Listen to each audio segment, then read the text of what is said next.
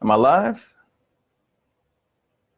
Okay, testing, making sure that audio is working. So if you're on here and you can hear me, give me like a thumbs up, or if you can't hear me, say something. So I guess you can hear me. Nobody's saying anything. Bet. So thank you for joining my Friday night no filter chat. A little bit of tea, nice and hot. The reason I'm doing this video is because I've seen a trend recently, and I mean, it didn't start recently, but it's reared its head again, where there's a lot of disrespect going on, a lot of foolishness on social media, but also behind the scenes. A lot of people who were being hurt. And I'm going to be talking about the dance community because I'm a part of the dance community. But for everybody listening, anyone who's ever had to deal with disrespectful, manipulative, or otherwise toxic people, you will get something out of this video, because I'm not only going to be making criticisms and talking about issues, but also providing practical solutions, which is my, it's kind of my modus operandi. It's one thing to talk crap, it's another to provide solutions. So, the last couple of weeks, I've seen a lot of people beefing on social media, talking trash about each other, disrespecting each other. I've seen posts where people are lamenting the Game of Thrones style foolishness that's going on behind the scenes, people trying to undercut each other, take each other down, spread lies about each other. And, I understand we've dealt with all of this and more. But I guess kind of how I got onto the idea of making this video, I made a post earlier where I said, if you're an asshole on social media, that means you're an asshole in real life, because everything that we say and do is a part of who we are, including on social media, including what we do behind closed doors, including what we do when we don't think people are watching. All of that is a part of who we are. And there were some comments from people in the dance community who were frustrated that there are people who are known to be disrespectful on social media, but they tend to get a pass, meaning people will say things like, oh, this person is really a nice person once you get to know them. They're not really like that. They're really nice in person, and all this type foolishness. And, what I realized is, why is this? Why is it that there are certain people out there who are being nasty, rude, and disrespectful, but within certain groups, it's almost like they overlook it or even encourage it, right? They enable it. They enable this toxic behavior. And, one thing that we were discussing was how the cliquishness and the need to belong is kind of the hotbed for all types of enablement culture, and particularly enabling of toxic behavior, right? Because if you don't enable the behavior, you're not really a welcome part of the group. So that's what I'm going to talk about. Again, this is not exclusive to dance. It's not exclusive to Kizomba, but I am a Kizomba instructor, organizer, DJ, and teacher trainer. So because that's my sphere of influence, that's what I'm going to speak on, because that's where I have influence, right? So before I begin, I'm going to say this. Feel free to comment, share the video if you like it. But understand that I'm at a place in my life where my family has been disrespected. My fiance has been disrespected. So my tolerance for disrespect of any sort is negative. Okay. So if you comment anything that crosses a line of disrespect, I'm not going to engage with you. I'm just going to delete your comments, and then I'm going to deal with you in person. And when I say that, I mean I'm going to have a conversation. I'm not threatening violence, but I'm going to handle it in person. So that being said, keep it respectful, okay? This is going to be a pretty critical video, but understand that I only criticize behavior that has hurt people, Okay, there are a lot of people out there who are talking trash and criticizing and attacking people, really. And it's not because of any greater good. They're just trying to undermine each other. And I'll kind of get into the psychology of this so that people out there who want to understand, one, in the dance community, I think it's important, especially for people who are new to the community, to have all the information possible to be able to navigate. One of the things that someone who had made a post that was kind of lamenting some of the Game of Thrones was some of these people were taking advantage of people who were new to the scene and didn't know what was going on, right? And so a big part of what we are trying to do this year is to educate people, not only dance-wise, but also educate people as to the character of people around so that people can make educated decisions on who they choose to support. And I'll get into that in a sec. So,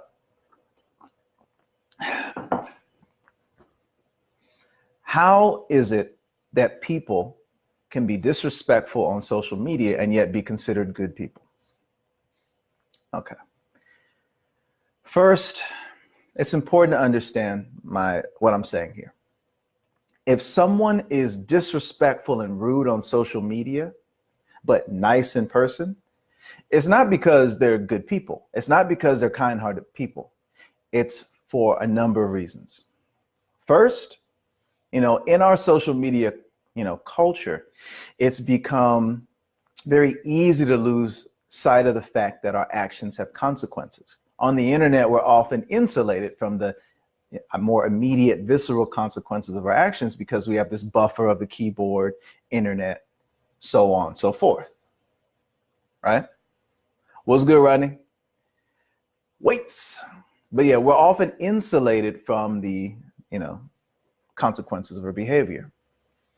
And so that's why you go on YouTube, especially when it's like, say, a very famous person, a celebrity with like 1 million followers, and you see people saying all kinds of crazy stuff they would never say to somebody's face, right? And this is the problem. But you see, when it comes to smaller communities like the dance community, it's not anonymous. So these trolls are not anonymous. People know who they are, right? They forget that there are consequences of these actions. Part of that is because within some of these cliques, their behavior is enabled. And I'll get into that in a second. But it's easy to forget, there are consequences. So when you come and see somebody face to face, they're probably not going to be disrespectful for one reason. Many of them are cowards. And this is the people who they're trolling on the internet all the time, call themselves savages. In the Kizomba community, there's a group of people, they call themselves savages, and it's like a funny thing, and they think it's cute to disrespect people and talk crap about people's dance ability, talk crap about people's business, talk crap about all kinds of things, and they think it's funny, and they think it's cute. They make memes. Some are public, some are private. Apparently people made some memes about me that I didn't see, which is probably good for you who are out there making memes. But people think this kind of stuff is cute, right? But in real life, they're cowards. So you're like, why would people get such a kick out of trolling other people? Why would people get such a kick out of, disrespecting others, hurting other people's feelings, things like that? Well, you got to understand, a lot of these people doing this are unhappy. They're unfulfilled, right? People who are happy don't have this schadenfreude. They don't enjoy seeing other people hurt or upset. People who are happy want other people to be happy. Good people who are unhappy still want other people to be happy. People who are insecure, bored, frustrated, or unfulfilled, well, they tend to take that out and project that onto other people. They tend to act out and lash out at others because temporarily, at least, it makes them feel good. If you're someone who doesn't feel important, or you don't feel relevant, you don't feel as successful as you like, your life isn't the way you would want it to be, your relationship status isn't the way you want it would be, whatever it is, whatever deep-seated insecurity they're dealing with, this is how they deal with that, right? So they like lashing out at other people. It makes them feel important. It makes them feel powerful. It makes them, it takes their minds off things. It makes them entertained. They feel entertained by it. So for them, it's just whatever you do on social media, it has nothing to do with real life. This is the attitude that many of them have, right? But the truth is, it does matter because, it may be social media, but it's still real life. The things that you do, hurting people, it still matters. Like it transfers to the real world. It also transfers in that if you're someone who represents the dance community, in my case, Kizomba, and you're engaging in this foolishness, now you're making us all look bad. But I'll get onto that in a second. A lot of these people, the reason that they're so disrespectful is because they're unhappy. And when you understand kind of where someone is coming from, it makes it a little bit easier to deal with them with kindness, with empathy. And I say this as someone who's been the target of a lot of attacks, a lot of disrespect, to the point where my mother was disrespected by a wannabe DJ, a female DJ, who's always playing on the whole black female thing, but disrespected my mother, who's a black female. In the same group, you have someone who disrespected my fiance, someone who's always trying to, present himself to be a representative of the culture, right? Really riding on that whole palate privilege thing. But here you are disrespecting my partner, right? Disrespecting women. Is that what the culture is about? Disrespecting women? Right? But these are the kind of people that we've had to deal with, this type of disrespect. We've had our business disrespected, a whole lot of foolishness, right? And for us, I mean, we have very thick skin, right? You can't be as outspoken as we are and be sensitive, right? But sometimes a line is crossed and it's pretty damn ridiculous, right? So just so you understand, when I'm talking about how to deal with this type of stuff, I'm speaking from experience. I'm not just, this isn't just abstract philosophy. This is very practical. So understand, people who are so-called savages in real life are nobodies. And I'm not trying to be mean. And, for those of you who are sensitive watching this video, I'm not trying to attack anyone, but I'm going to keep it real because I see a lot of harmful behavior and it needs to stop. Okay. So if you're sensitive, go ahead and turn this video off now. Most people who take pleasure in insulting and disrespecting other people are weak and lame in real life. That's the truth. They're losers. Right? Otherwise, why would you do that, right? It only makes you feel good to hurt someone else if there's something wrong with you, right? Because again, most of us, and this is where we'll start to segue, most of us have this desire to belong, to be accepted, to feel important, right? Some of us, we deal with that by, working hard, adding value, building. And in so doing, we add value. People appreciate us. We appreciate what we're doing. We feel good. They feel good. Now we feel important because we're providing something of value. Other people are insecure or lazy, and usually both. And instead of building and working, instead, they want to tear other people down to make themselves feel good. And this is what happens. And in the Kizomba community, you'll see the same group of people. Now, it used to be, just a clique of people. Now there are different cliques, and then there are leaders or influencers in each of these cliques. And they kind of are, they're kind of working together a little bit now, right? For their own ends. But it's like a similar mindset. And I'll talk about that psychology in a minute too. So you have people who are unfulfilled or unhappy in some way, insecure. And instead of focusing on themselves and building themselves up, they like to focus externally and knock other people. And this is why you often see them on everybody's posts, talking trash, disrespecting people, all that kind of stuff, okay? So it's because something is bothering them inside, and instead of dealing with it like a grown-up, it's easier to just go on the keyboard and spew your bile. And although social media is a wonderful tool that allows us to connect with people who, we wouldn't ordinarily, meet. Like I've met people through dance, through social media. There are people who've reached out to me for mentorship, people who I give advice to, I help them. I get to know people I wouldn't have an opportunity to talk to if it wasn't for social media, right? But more often than not, it's being used for really toxic, disgusting means, like talking trash. And it's not just on the, the public stuff where you can see it. It's also these side threads. And there are a lot of people who, again, they'll pretend to be, nice and community minded or whatever publicly, But if you see the way they talk in these little trash talking side threads, or you see the way they behave behind the scenes, and you'd see that they're actually not community minded or good people at all. Many of the same people who want to comment on everybody's post to try to appear a certain way, they're creating this persona that is not who they are, right? So when I say everything you do is a part of who you are, I'm not just talking about the people who are jerks on social media and then try to be nice in person.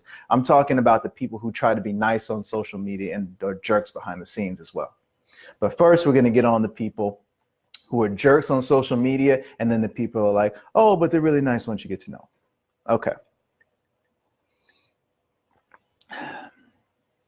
So if you are someone who's a savage and you like talking trash, most of these savages who are insulting people are cowards in real life, okay?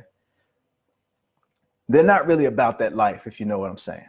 They just like to do this, or rather this. In person, nothing doing. Perfect example that we dealt with, and I'll speak on anecdotes because I've dealt with this recently. About a year ago, someone who used to be a student of ours, but kind of came under the influence of a very, very toxic influence that I'll talk about in a second, because this toxic influence, almost all the toxicity is connected to this group in some way. But they basically tried to slander our business, right? It was like a big thing. They all came together and tried to slander, and all these people jumped on, started disrespecting us, spreading lies about us. And I wasn't friends on Facebook with this person, but it was brought to my attention. So as is, you know, at the time, I had wasted a lot of time going back and forth with these crap talkers on Facebook. And I'll talk about it at the end in the solutions part. Don't waste your time, not online. But I kind of called them out. And then some of them came back. And that's when my mother was disrespected by this DJ. And that's when my fiance was disrespected by this Angolan who, you know, tries to always play about the culture, but is really a jerk, right? And there are a lot of people like this. There's like a couple of them, right? And they're friends, and they're always talking trash. And it's almost become cute, right, amongst this group, right? There are two main ones who like talking trash on social media, although one has been quiet recently because there's an event coming up. But I'll talk on that in a little bit too. But you know, the one who disrespected my mother is a woman, right? So although I was very upset, there are some ways I'm not gonna deal with women that way. But when I see her again, we're gonna talk about it, because the way to deal with these keyboard warriors is to deal with them in person. Don't give them online attention. That's what they want. They don't want that in-person attention. And you know, sometimes a lot of these people, they rely on the fact that if you talk crap about someone on social media, you know, a couple months will go by, you forget about it, whatever. I don't forget. And for those of you who, you know, who have integrity, don't forget either. Don't let these people make it. Confront them. I'm not espousing violence, but confront them in person, right? If someone crosses a line with you, confront them in person. And I'll talk a little bit more about that in the solutions. But the way I dealt with it in this case, I recently saw the person who disrespected my fiance, and I confronted him. In person, nothing to say. Nothing, right? All this on social media, nothing in person. Now, why? Well, because for me, talking crap about me personally, I'm not someone who takes myself that seriously, right? If I did, I'd probably have beat the ass of half the people in the dance community right now, because a lot of them have talked trash about me, right? I don't care, whatever. You can't be as outspoken as I am, you know, saying things that of course are going to arouse or pique people's insecurities and make people feel some kind of way. You can't be outspoken, opinionated, and be sensitive. You can't have integrity and act with integrity and expect that there's not going to be any pushback. So I'm not. But if you disrespect my family, if you disrespect my mother, if you disrespect my fiance, I don't play that shit. I don't play that shit. And I don't forget. And if you want to deal with these keyboard warriors, you need to establish with them that there are consequences in real life for their internet shenanigans. You feel me? You have to establish there are real life consequences for their online behavior. I'm not talking about violence. I'm talking about consequences though. So in my case, I confronted the guy, didn't have anything to say. And I found myself getting upset, wanting to do stuff. So I left the situation, right? Because here's another thing that you have to understand. You can't go and beat up everybody who talks trash about you. It may seem the easiest way, but it's not. And the other reason it's not a good idea is because, like I said, most of these people talking trash on social media are cowards. And you know what cowards and other toxic people who attempt to be bullies and then they bite off more than they can chew. A bully will turn into a victim like that. Like that. As soon as they bite off more than they can chew, they play the victim. So again, if you go confront these people and you beat their ass and you don't have any legal justification, they're going to run to the police. And then now you're going to be the violent assaulter, bully, and that's what they're going to run with and play it. Because again, these people are doing this for attention. They're doing it for relevance. And I swear, some of them might even enjoy getting an ass whooping because it would give them some attention and some sympathy. That's how toxic the mindsets are in some of these cliques. It's really, really toxic. It's like disconnected from anything resembling humanity or integrity, right? So when I confronted this person and saw that in real life, it's like, it'd be like beating up a girl, right?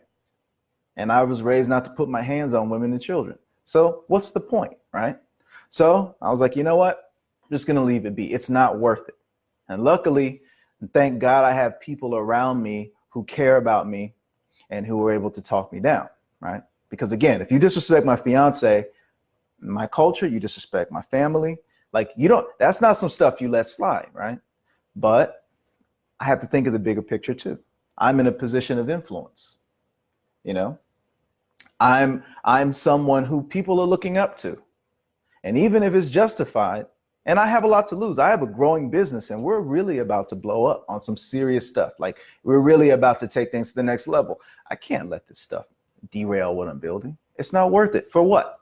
For someone who can't even, back up their online keyboard warrior with an in-person conversation? For someone who doesn't even have the balls to apologize? No. So I let it go. A couple of weeks later, Monica, my partner, who was an absolute gangster, by the way, she got in dude's face and told him about himself. I didn't expect her to do this. I wish she had warned me because I didn't know what was going on. And I was close when she did. But understand something about my partner too. My partner, she ain't no punk, okay? You talk trash about her, she's gonna come see you too. And she's gonna have a conversation with you and it's not gonna be fun.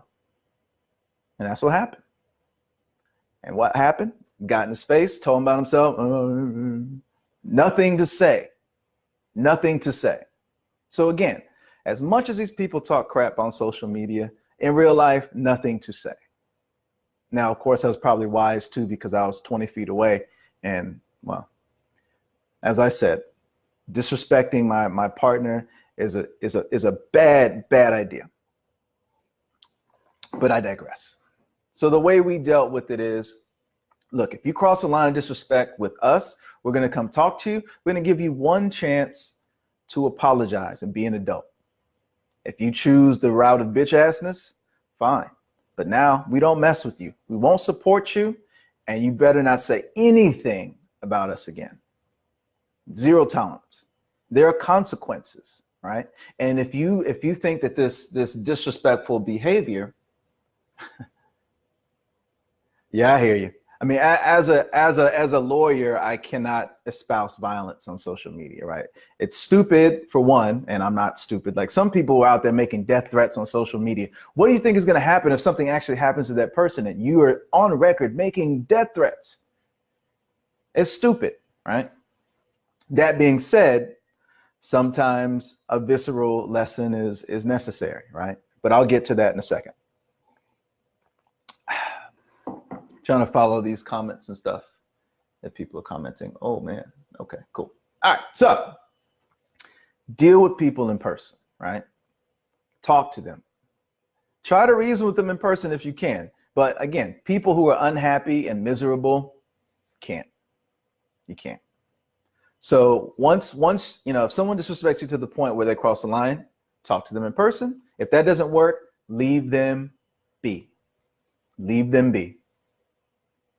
right? Because after you confront them, if they're smart, they'll leave you be. If not, well, then there are consequences, right? And for us, the consequence is once you show us that you're toxic, we're not going to support you.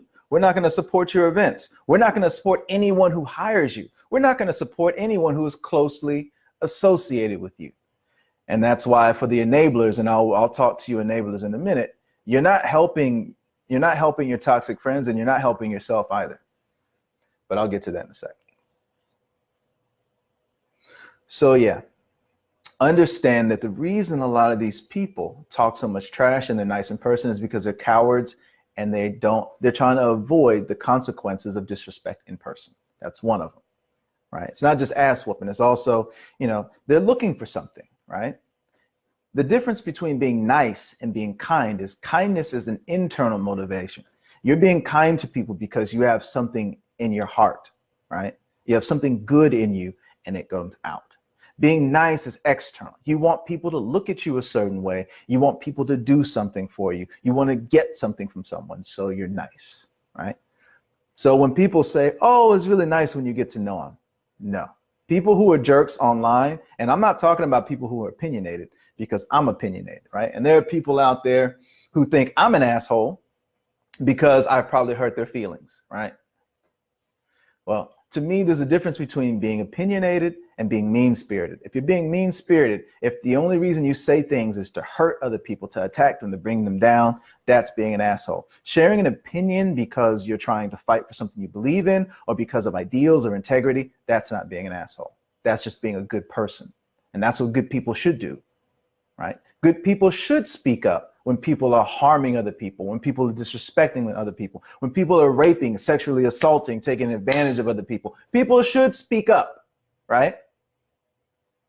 But there are far too many cowards out there. I'll talk about that in a second too. I'm getting sidetracked. So the people who are being nice in person, it's because they either want something from you, right? And what would that be? Let's say, because most of the toxic people in the industry tend to be those in positions of influence. Most of them are organizers, right? A lot of the people contributing the most toxicity to the community happen to be organizers because they also have the most influence, which is part of the reason why literally everybody's becoming an organizer now, and you have 13 billion events. The reason is because being an organizer gives you influence, right? And it can give you relevance as an instructor. It gives you leverage because then you can say, hey, I'm an organizer, so hey, hire me, so I'll hire you. And then that's basically 80% of the hiring decisions being made now is being made based on switches or click stuff, right? I hire you, you hire me, or we're part of the same group, or you're my friend. It's not really about quality, it's about click politics and this quid pro quo. That's why you have so many events that people are throwing events on top of each other. It's becoming kind of ridiculous how many people are throwing all these events together. But that's a whole nother video. But most of the people who are contributing the most toxicity to the community are organizers. And I say this because I know, because I'm an organizer, and because I've been in the scene over 6 years. I've been teaching for almost like 4.5 years. I've traveled the world teaching and training. I've seen things that your average social dancer won't see. Because a lot of these people who are talking trash are excellent manipulators, and they're predators. And I'm not just talking about sexual predators, although some of them are sexual predators too, but they're predators in that they prey on people, right? They prey on people because they want something from you. They want your money. Usually it's your money or your support, right? Because the thing that is motivating many of the people who are doing all this stuff, money, influence, right? Money and influence. And I've butted heads with a lot of these toxic ass people over the years because I've been very critical, very publicly about that, right? It hasn't made me very popular in those cliques, but it's the truth. But yeah, they want your money, your support, your good opinion, right? Especially if you're someone who's a jerk. Even jerks, they don't want to be seen as jerks, at least not by the people in their clique, right? They don't want to be seen as jerks. They want to be seen as good people, like everybody does. But instead of actually doing good things, they instead, try to play when you meet them, right? So just because someone is nice to you, that doesn't mean that they're a good person, right? There are people I know who are as close to evil as you can get. Alleged rapists, people who cause division all over the place, but in person, no. To me is, and I guess it depends on your perspective, right? To me, somebody who talks a big game on social media, but wants to be all like buddy in person, or someone who doesn't say is a weasel. But for other people, they meet them and they're like, wow, oh, I thought, and there are a couple names that keep popping up in the Kizomba community who are known for being jerks. And this is what people say. Oh, you just have to see who they are in person. Oh, in person, they're nice. Okay. Being nice is not being good. You want to see who a person really is? Don't look at the way they treat people they want something from. They might want your money, your support, sex, good opinion, right?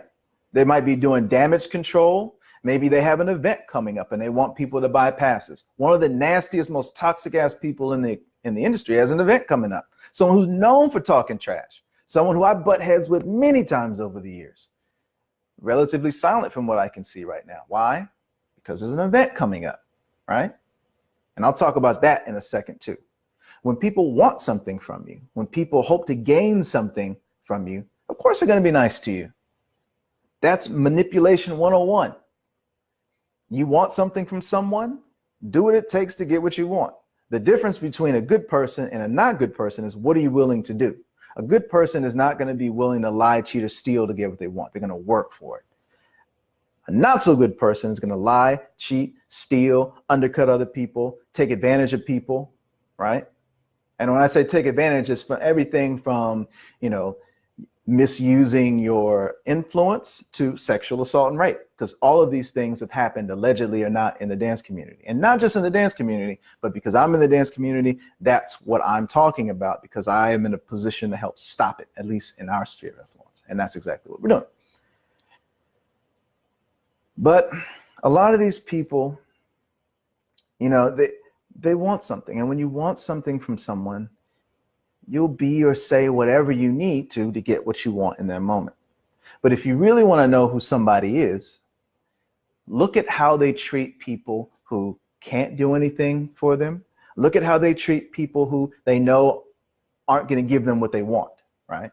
Look at people who call them out on their BS, who challenge them, who pique their insecurities, who they feel threatened by, right? And you'll see who they really are. And that is why we're in a position to see a lot of these people for who they are, because in a lot of ways, we've made damn near everyone who isn't an elite talent or who isn't on the up and up feel threatened in some way, right? We criticize instructors who don't train. That's a lot of them. Now they're triggered, right? We criticize sexual predators, and there's a lot of them out there. Now they're triggered, right? We criticize people who take advantage of students. We criticize people who disrespected and discouraged students. Now, again, there are some people who've checked off literally every box that I have, just mentioned, right? And these are the people who are the main source of the toxicity. There's a couple who are kind of at the top. They're organizers.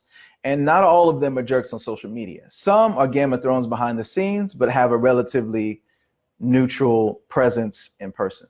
We see who they are because we are organizers and we are instructors, and we are people who they see as competition, whatever. So we see who they really are because of the way they act towards us. But if you're someone who doesn't make them feel threatened, they'll probably be nice to you. But that's not being a good person. A good person is good to everyone except people who are on BS. And even to them, they're good. They just keep them away, which is what we're doing. So yeah, just because someone is nice to you, that doesn't mean they're a good person. Okay, so really be very careful about that, because I hear that a lot. People say, well, he was nice to me, or she was nice to me, or when you sit down and really get to know her. No, you're enabling that. You're enabling them. And it's a problem.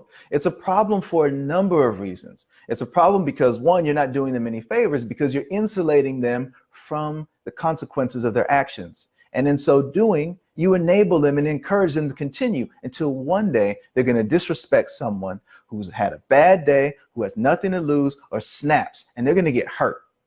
They're going to get hurt. And you're not going to be there defending them. You're going to take an ass whooping for somebody who caught hands because they disrespected somebody? I don't think so. So if you wouldn't, maybe, you know, if you're really friends with someone, friends don't enable toxicity. Friends check friends. And I'm going to segue into that in a second, because this is kind of in segueing into the next topic. So yeah, just because someone is nice to you, that doesn't mean they're a good person. Most of the toxic people I know in the Kizomba community are nice in person. They're not rude in person because they're cowards. All of them. They're cowards.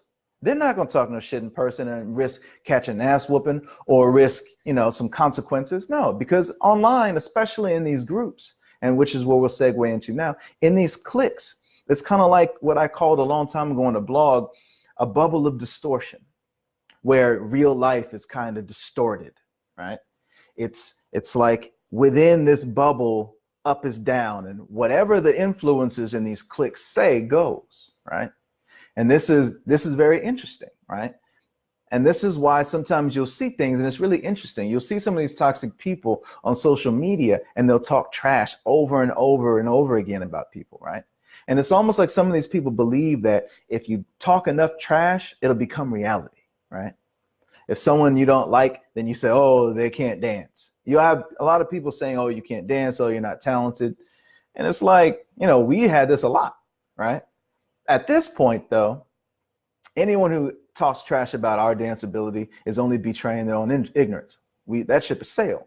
But we had to deal with this a lot, because that is part of what these cliques do. Okay, so you have the leaders who are almost always organizers, or they become organizers, and then you have the people who support them. And it's almost like a deification kind of foolishness going on. Like, people look at these people like celebrities. Like, they're not celebrities. Dance instructors are not celebrities. We're not. And I say this as a dance instructor. We're not celebrities. But in these cliques, it's like what they say goes. And, you know, and now we'll start talking about the psychology of the cliques and how this happens. Part of the reason why it's so easy to manipulate people in the cliques is, and now I'll give you a little bit of psychology of a manipulator. Why?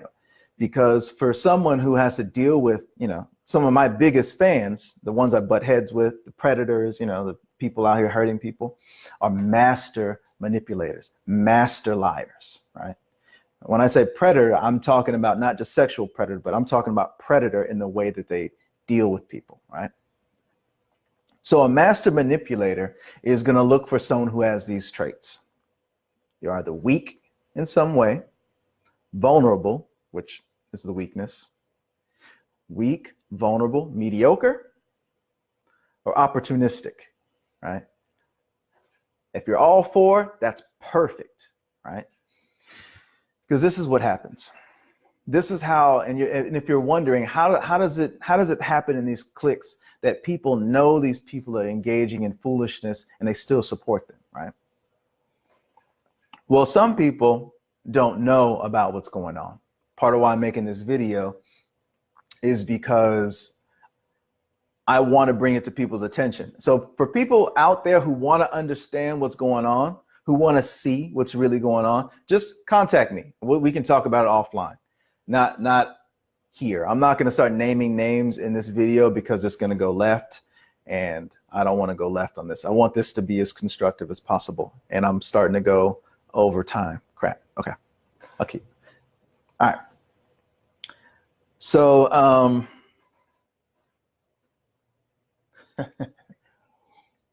it's okay, Femi. You're a good dude. So a lot of these people, and again, from my viewpoint, I know what's been going on. I know that there are sexual predators right now organizing events and having people heavily promote and support. I know of a dude who's been talking shit about urban dancers and urban kids dancers for years and trying to undermine them, and yet turns around and puts it in the events, and people, some people at least, want to support it. And I'm like, you're going to put money into the pocket of somebody who's been shitting on you and everything you love for years, right? And I'll talk about the psychology of that in a second too, because that's not really about Kizomba Urban Kids. It's about insecurity, lack of identity, and hypocrisy. But I'll talk about that in a second. And if you're wondering how this goes, this is how manipulators work, okay? 1, to be a master manipulator, you have to be a really good liar, okay? Liar. And when I talk about manipulation, I talk about toxic manipulation. I'm not talking about the type of manipulation that we like to do. It's called setting an example. You set an example that inspires people. Now you have influence. And our influences come from the example we've set. And not just on social media, but for years, right? Consistently operating with integrity. That's why even though all these people have tried to take us down, talk crap about our events, talk crap about our dance ability, try to talk crap about us behind the scenes, we're still here because we've been consistent in our integrity, right? Even now I see people who only know me, and I can tell when I'm around people who've been influenced by our haters because they're awkward around me. And I'm like, why are you so awkward? I'm like, then I realize you're associated with our haters, and now I get it, right? But we're still here because we have integrity. So if you have integrity, you influence people by setting a good example. If you don't have integrity, you influence people by manipulating them. And this is how you do it. Bribery, flattery, threats, intimidation, bullying, right? First, bribery. So that's why being an organizer is it gives you such influence, because a lot of artists won't want to talk crap about organizers because they hope to get booked, right? And so again, this desire, and when you look at the people in a lot of these neck deep in the cliques, there's a heavy desire to be accepted, to feel important, but also a lot of opportunism, right? It's all about what can I get? It's all about trying to get a booking. It's all about trying to get this, trying to get that. It's all about what you can get. It doesn't really matter who you're working with or if they have integrity or not. It's all about self-interest. And a master manipulator knows how to play on self-interest, okay? So if I'm an organizer and I tell you stuff that I've known to happen, I've seen it happen. If I have an event, that's a nice event, which we do in Cancun, and we have a nice competition. But anyway, if I want to manipulate people, I will hit you up. And usually it's going to be like a call or privately, right? Because a lot of the most toxic stuff goes on in messages and behind the scenes, not even in the public, right? Stay woke. And you'll hit them up and you'll say, hey, man, hey, I think I'm going to bring you out sometime, You start making promises. Even if you don't do shit for them for 2 years, now you've put an inkling, you piqued their self-interest, right? So if you understand that somebody is an opportunist and they're motivated primarily by self-interest, the way to manipulate them is to promise them things. Bribery, right? Bribery. And this is how some of these toxic organizers have gained relevance. As instructors, okay? They get relevance as instructors because of their history as organizers, not because of their talent as dancers, but because of the relevance that comes from being an organizer, right? That's why you'll see people who are really trying to push events, because it gives them relevance. It gives them leverage over people who are opportunistic anyway. So that's one way. You'll try flattery. If someone is vulnerable, who has low self-esteem, who's mediocre, flatter them and you'll get them on their side. You could be a horrible person. I could kill someone and rape someone over here and then go over here and bribe you and flatter you. And so by the time you hear about what I've done here, I've already tied into your self-esteem here, right? Now, because I've made you feel good about yourself, even superficially, now you've associated that good feeling with me, and you're not going to want to listen to these other people, even if what they're saying is true, right? So you've got bribery and flattery. And again, I've had these toxic people try to come and bribe me too. But you'll notice that a lot of these manipulators, they don't deal with strong people. Look at them. Look at these people who are disrespecting others, who are known for being disrespectful, even the ones who are being silent right now because there's an event coming up. Look at people who have a strong product, a strong platform, and a strong identity. You will not see any of them dealing with these people. Not on any regular basis. There's a reason for that. Because these manipulators are insecure. And insecurity is what is driving everything that they are doing, right? That's why they want to attack. That's why they're so externally focused. That's why they attack other people. It's a lot more work to build yourself up than it is to tear someone else down, right? And that's important to understand. And that's why you can't spend too much of your time trying to tear them down, because the time you're spending tearing someone else down is time you'd be better spent building what you have and working to protect it. So our energy now, and the point of doing this video, is not to tear down even the predators out there who've tried everything in the book to take us down. My energy is not about taking them down or taking their events down. Now, of course, as we've made a pledge not to put money into the pockets of predators, if a predator's event tanks, I'm happy, because financial consequences is the only thing that speaks to people who have no integrity. I can't appeal to their integrity. That's why this video isn't even geared towards those toxic ass people disrespecting and hurting other people, because they don't care. All they care about is their money and influence. And only when that is threatened do they pay attention. So in our sphere of influence, we don't support their events. We discourage people from going to their events, and we sure as hell will never support them, right? Now, we don't spend too much of our energy doing this, but again, just keeping it out of our sphere of influence, because we want to keep our people safe, not only physically safe, but mentally safe from the influence of people who would take advantage. And that's something that you have to understand, because in dance draws a lot of people who are vulnerable, right? They're looking to connect. They're going through something in life. They're looking for something to belong to. They're very vulnerable. Many of them come into dance at a very, tough part in their lives, right? Struggling to find a job, bad breakup. A lot of people who come into dance are vulnerable. And it's easy to take advantage of people like that if you are someone who lacks integrity, right?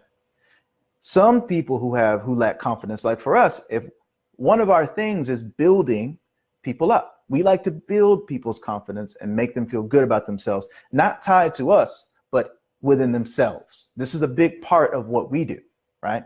Other people will seek to manipulate and use that vulnerability, tie those good feelings to them, get you to invest in them, and they won't ever really invest in you. Or maybe they'll throw you a couple, they might throw you a booking here or throw you a booking there after you've done everything to support them. I know people in this community who for years have been kissing the ass of these leaders, toxic ass leaders. And maybe now they finally get a booking here and there, but they spent years kissing that ass, years of investment in someone who doesn't really care about you, except to the extent that you can do something about them.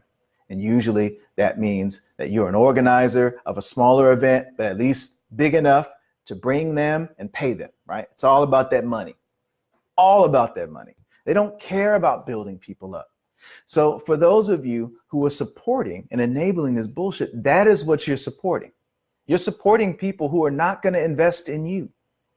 All they care about is themselves. And that's why I say when you invest in people who are community minded, you're helping to build an industry. When you invest in people who are toxic, you're just building a clique. You're just helping them build their platform, right? So these people use these manipulation tactics, okay? Another thing that is really, really, used a lot by these toxic people is projection, right? A lot of these people who are doing this, they're doing it for attention. Now, I tell you, a lot of the online drama, some people, they're not even they think it's funny. And people will say, oh, it's not personal. They just do that to everybody. That doesn't make it right. It's like people don't understand. Oh, that's just him. Oh, ha, ha, ha. Oh, there he is again, being rude and disrespectful and hurting people and making a mockery of the dance we all love. Oh, ha, ha, ha. And you don't realize how toxic it is because it's been normalized. And it's been normalized because of what happens when you go against the grain. And here's the other part, right?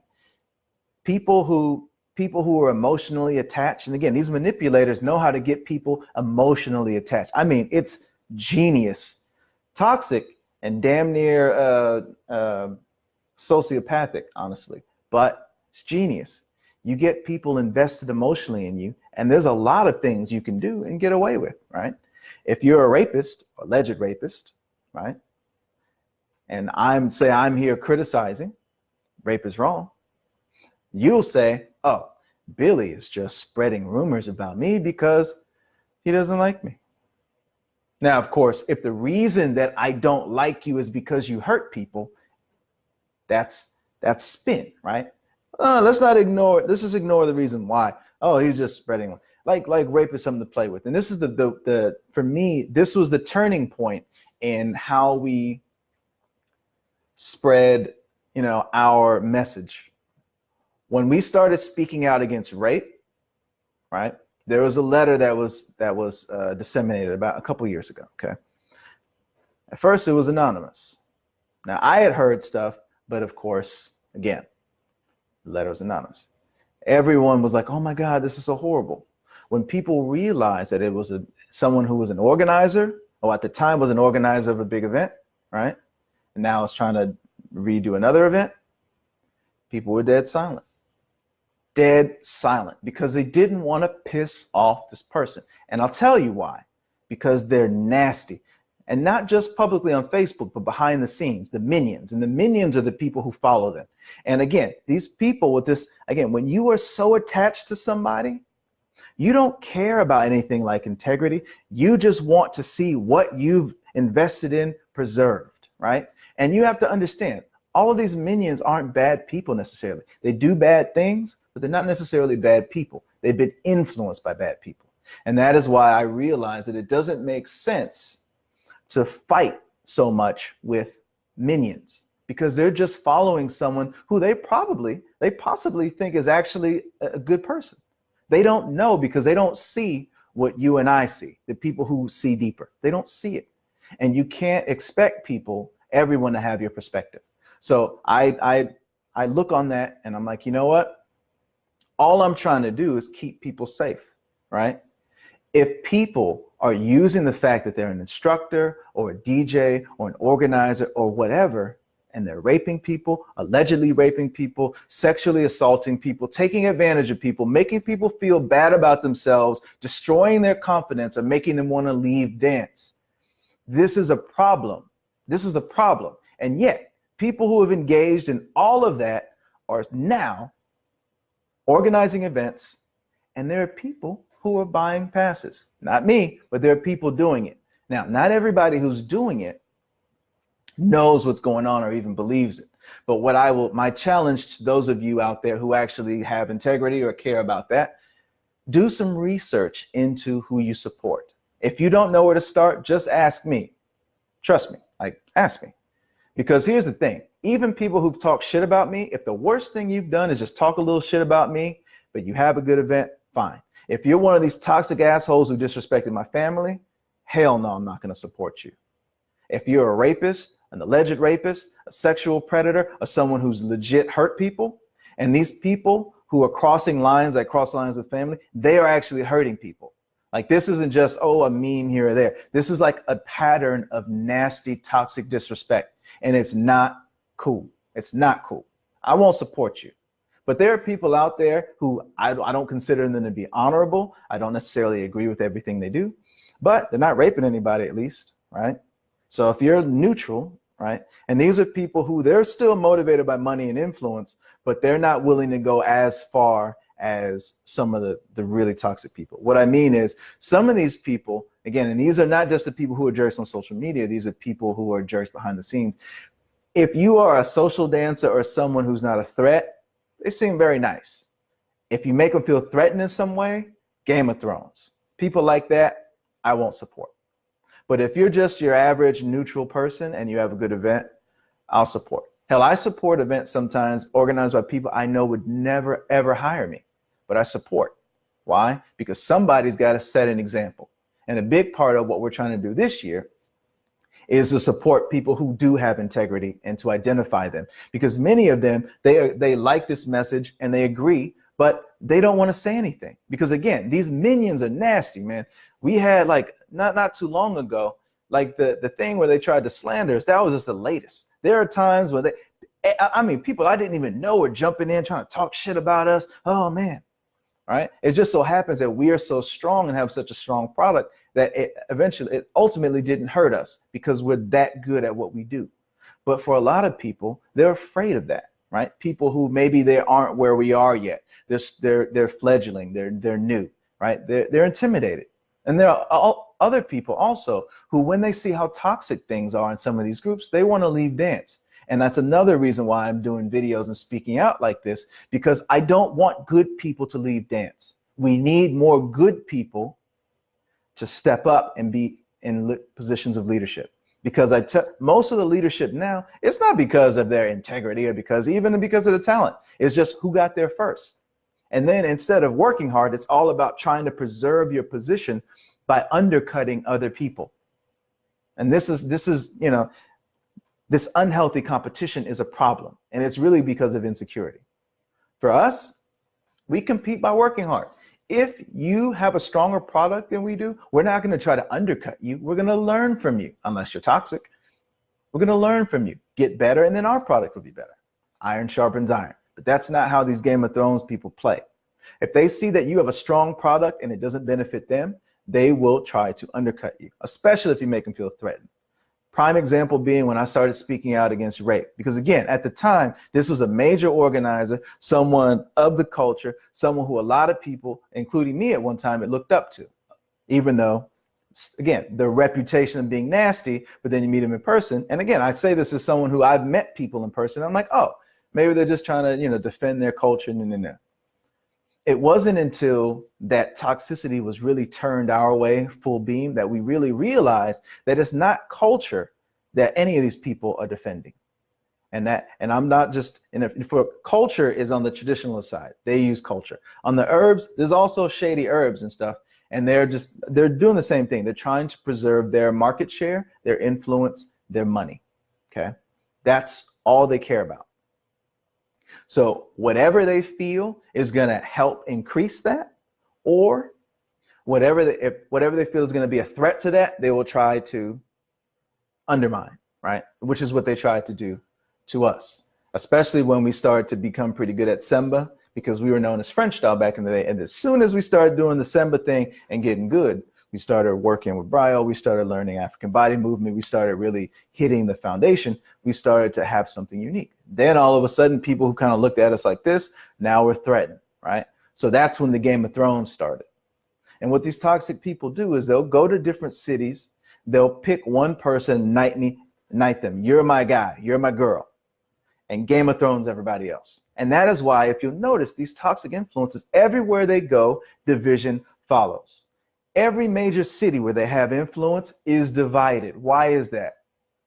Exactly what I told you. And I told you how they do it. For the ones who are palop, they use that culture thing.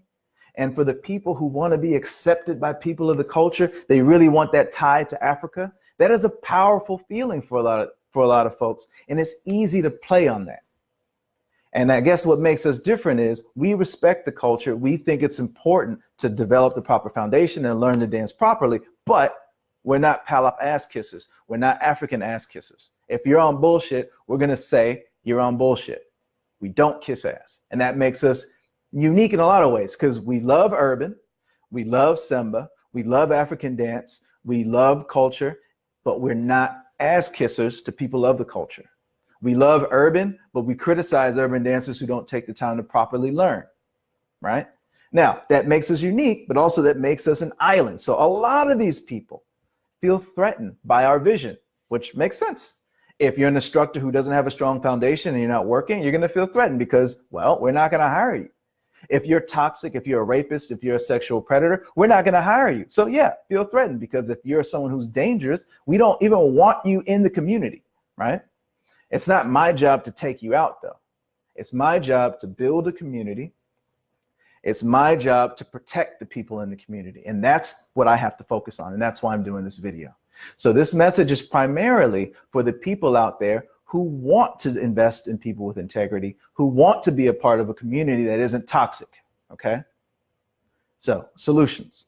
I've talked about the psychology of these toxic ass people. I've talked about why they do what they do. I've talked about the need or the emotional vulnerability of people in cliques. I've talked about how the minions turn really nasty if you ever say anything that goes against, you know, what the leaders say. And now I'm going to start talking about practical solutions. Okay. First of all, a lot of the time, the reason people get away with this stuff is because nobody says anything, right? Nobody says anything. Don't be afraid. If you are someone, if you are an artist or a DJ and you're afraid that you're going to lose bookings, look, I'm going to tell you like this. Okay. If you have real talent and work ethic and integrity, nobody can stop you but you. I tell you now, most of the major organizers on this continent feel threatened by us because they've engaged in some behavior that we've criticized. Not saying everybody, but a lot.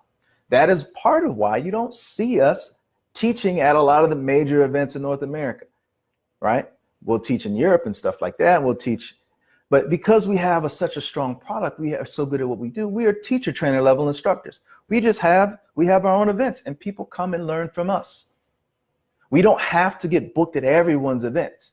But the thing is, if you're consistent and you work on your craft, eventually people are going to see the value add and they will invest in you. And that's what's happened to us. We knew going in that being outspoken about this stuff was going to make us a target, is going to make it hard, right? Because for a lot of people, all they care about is numbers. All they care about is numbers. If you're an organizer, all you care about is this many attendees. I want this many attendees. That's all you care about, bodies. You don't care about quality. You don't care about culture. You just care about numbers. That doesn't make you a bad person, but that is a part of the problem. There are too many people who only care about numbers and judge based on numbers, and not enough people thinking about quality, because quality is the long term. Short term, sure, you get bodies, but then the vibe of your events, because there's no identity, there's no culture, right? It's just, it basically will revert to club culture, which is exactly what's happened in Europe. That's why a lot of events there, it's basically just like the club. It's become a meat market. You got to dress a certain way to get dances. A lot of people are overlooked. It's not a good look. And then you try to put a Band-Aid on that problem with taxi dancers, but it doesn't really solve the problem. The problem is the culture. And there aren't enough people who are trying to build a healthy culture. And I'm talking about taking Kizomba, and because again, I'm a Kizomba instructor, I'm talking about taking Kizomba to the mainstream. I'm not talking about this small cliquish bullshit that's going on right now. I'm talking about making Kizomba a seriously popular dance, like serious. I'm talking about drawing people who could do other things. I'm talking about drawing people with hella disposable income, people with class, integrity, dignity. People like that are not going to see all this bullshit going on, all these people talking crap and disrespecting, and say, oh, I want to be a part of that. They're not. And the truth is, if it only hurt the toxic people, I wouldn't care. But the truth is, it doesn't only hurt the toxic people. It hurts everybody. But I'm going to do what I can to make sure that the negative reactions or the negative consequences are funneled there. So if you're someone who cares about being a part of a unified, healthy community, don't put money into the pockets of bad people. And if you ask, well, how do I know who's a bad person? Do your research. And again, ask me. I will tell you straight up if someone's on the up and up, even if it's someone who doesn't work with us or wouldn't hire us. Because again, we are unbiased like that. Like I said, we support a lot of people who wouldn't support us. We'd support a lot of people. If so many people weren't trying to undercut us, throwing events on top of us, stuff like that, we'd support a lot of people. It's just we can't, because again, it's like Game of Thrones. And that's why it's so stupid when people try to undermine us specifically, because we actually support people who don't do anything for us, because we're trying to set an example, because that is how you build an industry. But too many people are run by insecurity, right? And that's the problem. Do research, ask around. Again, if you're watching this and you know me, just ask me. Start by asking me. I'll point you in the right direction. You know, if somebody comes to you and tells you a story about something that's happened to them, maybe it's a rape, maybe it's a sexual assault, whatever, believe them. Now, again, I know you say, well, sometimes people lie. Most people don't. Most people don't. Very, very few times are people lying about sexual assault, because rape culture is real. And I could do a whole nother video. I did one a long time ago. I'll probably do another one. Rape culture is some serious stuff, man. It is insidious and subtle in ways that I didn't even think about. I mean, after I spoke up, a lot of women, and again, it happens to men too, but men don't tend to talk to me about their sexual assaults. It's generally women. I know of a number of women in the dance community who were sexually assaulted, raped, or almost raped. And some of them, you know, some of them shared the story, like the lady who shared the letter. But I mean, it was anonymous, but I know what was going on because I spoke, you know. Again, I'm privy to information that not everybody is, so I know a lot of things that are going on. But there are a lot of people who have not shared this story with anyone publicly. People who suffer in silence. And that's because in these groups, in these cliques, it's so damn toxic that if the leader of a clique does anything that isn't on video, people will overlook it. You know, recently there was a scandal about the video that was shared of people sharing like a sex video and stuff like that. And people were all outraged. All the people who were silent about the other sexual assault were now beating their chests, right? Why? Because one, this person was not a leader in their clique. Two, there's a video, right? But what if there wasn't a video? Who would stand up for people who were victimized if there wasn't video evidence shared all across the internet? And even still, there's still people who support those guys too, right? What I realize is there are some people who don't know. There are some people who don't want to know. And there are some people who don't care. And people who don't want to know or don't care, well, you're not going to appreciate this message. Those of you who want to know, hopefully this video started to open your eyes. You can talk to me. I'll speak to you offline, candidly, because that's what I do. Whatever else you may have heard of me or think of me, I'm an honest person, and I always have been. If I wasn't, I probably would be more popular in the cliques than I am now. But I don't really care about being popular in the cliques. I care about building an industry that is legitimate and respectable. And you can't do that when most of the leaders are on ain't shit bullshit, like for real. When main organizers are raping people, sexually assaulting people, disrespecting and undermining and discouraging instructors, causing division literally everywhere they go, throwing other artists under the bus with lies. And I mean, you know, and when I saw someone making a post about dealing with this stuff, I felt bad because we've dealt with this stuff too. And if these are people who are working hard and really trying to add value, we don't want to discourage good people and make them leave dance, because then it's just going to die. And these cliques, they may feel important with their little, 100 people in these cliques, but that's nothing. And that's not sustainable. So do your research. Next, if you know someone's on bullshit, don't put money in their pockets. A prime example of this, which is so funny.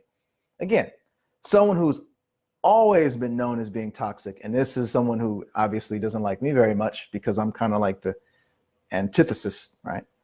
Unity, integrity, Game of Thrones, sexual predator, right? We can't coexist. But this is someone who is known for talking shit about urban dancers, known for it. Not just urban dancers, but other instructors, other organizers, Game of Thrones, left and right, publicly. And people think it's cool and funny. Oh, that's just him. Most of his associates are also toxic and disrespectful, including the one who disrespected my fiance and almost caught hands because of it, right? This is not a coincidence that these people, tend to run together and attract each other, because they're like minds, right? Birds of a feather flock together. Similar pathology, similar insecurity, similar BS, right? So a prime example is, here's someone who's been talking crap about urban for a long time, right? And not really because he even hates urban, even though that's the common knowledge. No, it's really just about, like I said, money and influence. Anything that you can't profit from, you see as a threat, you diminish it. Anything you can't do, you diminish it. Anyone who does something that makes you feel insecure, you diminish it. Anyone you see as a potential threat, you diminish and undermine. That's what it is. So urban is a threat. You can't do it well enough to make money from it. And I said this in a video 2 years ago, and this was the beginning of when the traditionalists stopped looking at me as friendly Billy, when I called out the PAL-ops who abuse what I call African privilege. And it's not just PAL-ops who are engaging in BS. It's not. But this is just a specific case because some of the most toxic stuff that's come on this hemisphere has been from the traditional side because they've been around longer than most of the herbs, well, I call them herbs, newbie herbs in the US. Most newbie herbs have only been dancing a few years. So they haven't had time to really do as much damage as some of the people who were here before. So yeah, I've been shitting on urban dancers for years. I argued many times with him and the whole group saying, oh, urban has no, urban has no side basic, urban has this and a bunch of bullshit. Because according to the creator of Urban Kids, like I said from the beginning, Urban Kids is just a style of Kizomba. Urban Kids Basics and Kizomba Basics. But they're spreading this bullshit for a long time, undermining urban, saying, oh, urban is just for people who can't dance Kizomba, da-da-da-da-da-da. Butted heads and argued with them all the time over this, right? But when there's a chance to make profit off of something, when there's a chance to make profit off urban, hey, I'll add it to my event. Cool, come on. Hey, urban people, pay me. Come, support me. Why would you support someone who shits on you? Right? For me, if you shit on me, I'm not putting money in your pocket. No.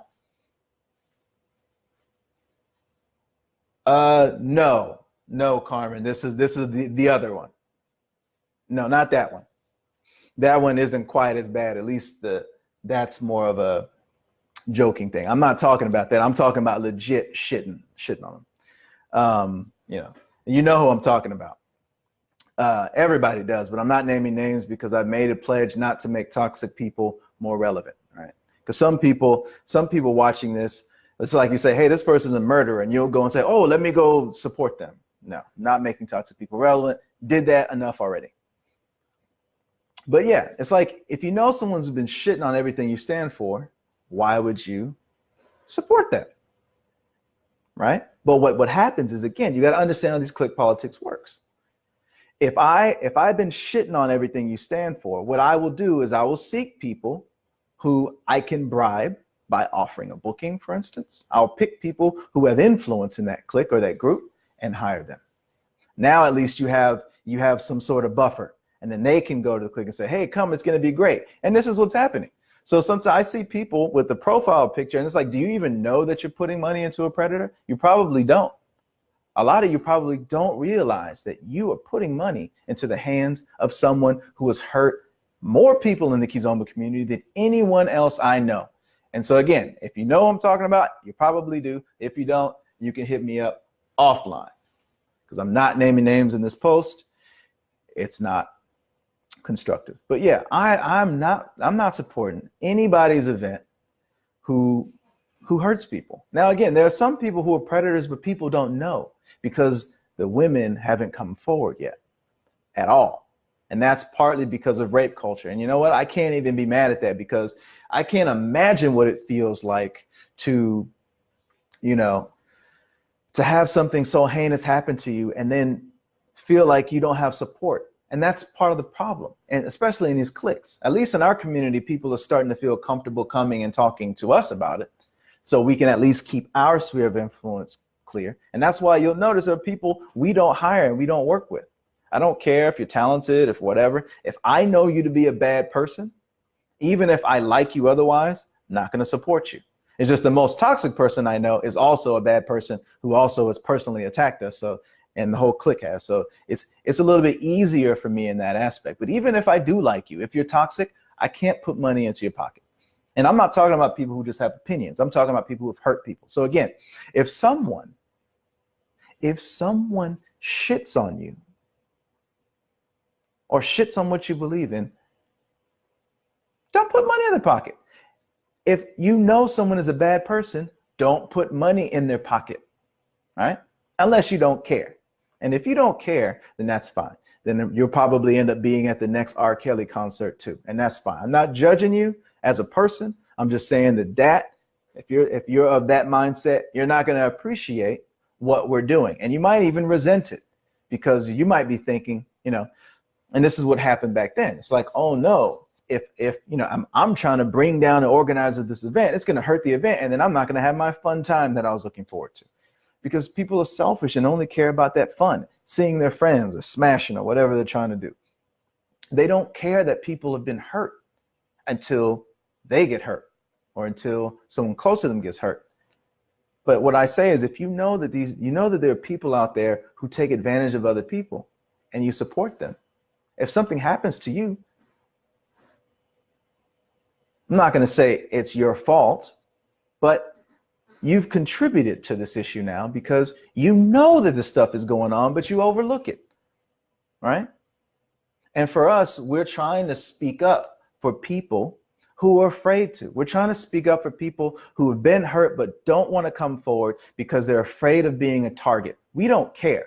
Literally, everything that could be done shadiness-wise has been done. People have tried to trash our events. We had a hater come specifically to try to talk shit about our event. We have people panning us left and right. We have memes being made about us. People talk shit about us in side threads.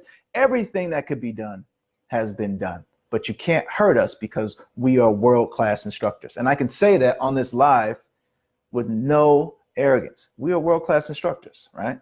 So we're in a strong position to be able to say things. We're also organizers, teacher trainers. We're a one-stop shop. We have a complete platform. So we don't need to kiss anyone's ass. And so because of that, it gives us a strong platform. And I want to use that platform not to trash other people or to hurt other people, but to help people who are trying to do something positive and protect people who can't protect themselves. So I want to empower those of you out there who feel like there's nothing you can do. If you know these people are bad, don't support them. Don't put money in their pockets. If you want to be in a community where everybody dances with everybody, don't put money into the pockets of organizers whose events people don't dance with everybody. What do you want to see in the community? Invest in people who embody that now, because you can't fake integrity forever, right?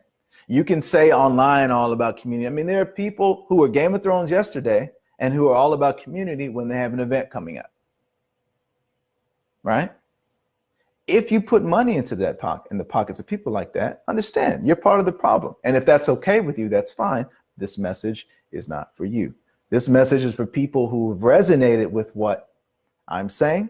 And if it has, do your research. That's important because there are a lot of new people out there who don't know any of this stuff. And they're unknowingly supporting predators, Game of Thrones, all kinds of foolishness, bad people, and they don't know. So if you have friends who are asking you, send them to me. I promise you, I will keep it real. Because that's our whole goal for this year is to not only build our business, but educate the community as much as we can. And it's not just about building us up. See, we promote Kizomba. We promote the dance. We're promoting the community, not just ourselves. So we're able to step outside of our own personal interests.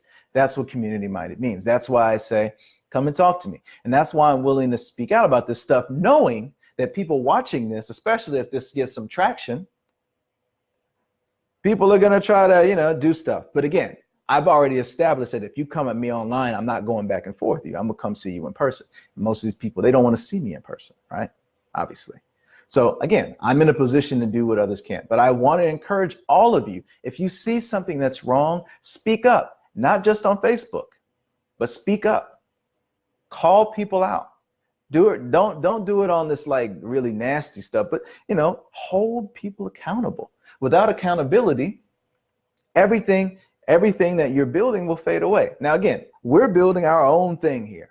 So whatever's going on out there, it's not going to affect us. But what we want to do is invest in other people who are doing what we're doing, because the way we're building things is very difficult. It's hard to have events and promote them when you're as outspoken as we are, right? Because most of the people in positions of influence on this hemisphere are toxic. Many of them are toxic. So they're working against us, right? So we're having to work 3 times as hard to promote and do things like that. But that's okay.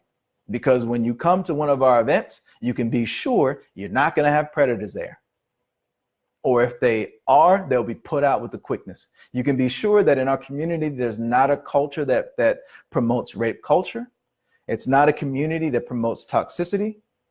And you can be sure that even for me, people will call me out. Like, I'm not a king in our community. I'm one of the leaders, but I'm not a king. So you can disagree with me too. And it's not like if you disagree with me, off with your head. No, you can disagree with people and still respect each other. But that's not happen within these cliques. It's like how politics are right now. It's like you can't just disagree and be friends. If you disagree, it's like all or nothing. It's either I love you or I fucking hate you and I'm gonna cut your head off. That's how it is, and it's toxic, man. It's not a good look. And that's the difference between a clique and a community. It's how it feels when you're not in it yet. If you come to our stuff and you're not a part of our community yet, you feel welcome. But it's not something you can just start from day, you'd be like, okay, I'm just gonna, you can't fake it. It has to be authentic, right? So yeah, I've been talking a lot more than I wanted to. Crap, sorry. But just to reiterate, guys, there are a lot of people out there who are predators. And when I say predator, I'm not just talking about sexual predator, although the most toxic people in the community are sexual predators. And not everyone knows about all of them. Some people know about one or two or a couple of them, but not everybody knows about all of them. I know about a few just because people talk to me, but because they haven't given me permission to say anything specific, I can't. And that's another thing I will say, because I saw somebody who made a post, and one thing I will say, if somebody comes and tells you their story, respect their wishes. Don't pressure them to come forward, okay? Don't pressure them. And I say this, in the beginning, I was trying to encourage people to come forward, but maybe I wasn't as sensitive. Well, I'm trying, it's not something that I'm used to as a man. Rape culture tends to oppress women more, but I'm trying, right? Try to respect their wishes. And I've been very careful to do that. So if someone comes and tells you this story and they give you permission to speak on it in specifics, cool. In my case, when I do speak on stuff, it's because it's okay with the survivors, because I already know what's going on and they appreciate that someone is standing up for them, right? But if you haven't gotten permission, don't use somebody's personal stuff and throw it out there because you're being very insensitive and it's wrong, okay? So even if it's somebody is doing bad and you want to hurt them, don't use someone else to do it if they haven't given you permission to speak on it. I'll just say that because that's really, really important. So yeah, be aware that the biggest, as a community, the biggest power that you have is the power of the pocketbook. Yeah. What you invest in, what you put your money into, that speaks louder than anything. And as ethics and whatever I could appeal to, your good nature, whatever, these toxic people don't have integrity. They don't care. The only thing they care about is this. So if they can rape someone, assault someone, hurt someone, undermine someone, and you still support their events, you still hire them for events, you still are cool with them, there's no consequence. So they'll continue doing it sooner or later. Sooner or later, it'll happen again. Something will happen again. Somebody else is going to get hurt. And you don't want to be a part of that. Or if you do, again, this message is not for you. Go ahead and tune out. Who you support matters. Support people who are community minded. Support people who have integrity. I'm not saying support only people with integrity. Hell, if only people with integrity had events, there'd only be maybe like 8 events in the world, right? Real integrity to my standards. So that's not what I'm saying. What I'm saying is support people who aren't toxic, that aren't toxic. And if you have questions, do research. Think, look into it. Don't just say, oh, I want to have fun and screw everything else. If that's you, fine. But again, you're not going to appreciate this message. What you support matters. What you support, you enable, you condone, you encourage. And you don't want to encourage toxicity. You want to encourage community. You want to encourage, it sounds kind of hokey, but you want to encourage love, not fear. So yeah, thanks for watching. So for those of you watching, if this message resonated with you and you want to be around people who are like minds, I want to invite you to our upcoming events. I had to take this time to do it.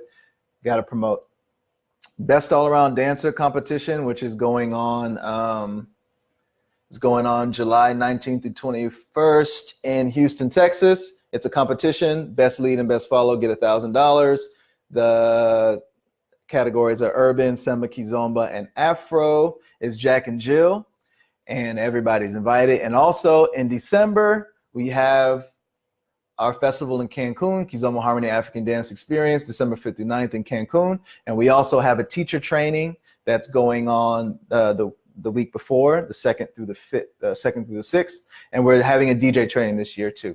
So if what we're saying really resonates with you, then we want to invite you to come and be a part of our events. Even if what I said in this message doesn't resonate with you, if it makes you feel some kind of way, if you can appreciate someone who's trying to protect the community, then you will also probably enjoy our events. If you're someone who's heavily engaged in toxicity, well, you're probably not going to come anyway. That's part of why also I speak out, because I want to deter people who are going to come and mess up what we're building.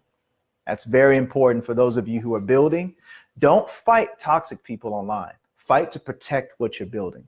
Fight to protect the people who look up to you, right? Fight to protect their interests. That's what I'm doing with this video, and that's what I want to encourage you all to do as well. So any of you who are out there trying to build a community, you're feeling lost, you're feeling helpless, you're feeling frustrated, talk to me.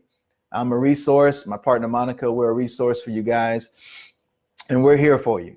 So hit us up if you have questions. If again, you want to know about who you're investing in, hit me up and I'll tell you everything I can within reason. Of course, there's some things obviously I can't talk about as I explain, but I'll tell you everything I can so that you can at least make educated choices. I can't tell you what to do and I won't tell you what to do, but a truly educated community is a safe community.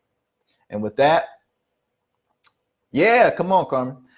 So with that, I will end this live video that went way longer than I wanted it to, but I hope that you all found this useful. And yeah, until next time, peace. Did I forget anything? Nope. Invest in who you want to be. Invest in who you want to see. Sounds good. Peace out.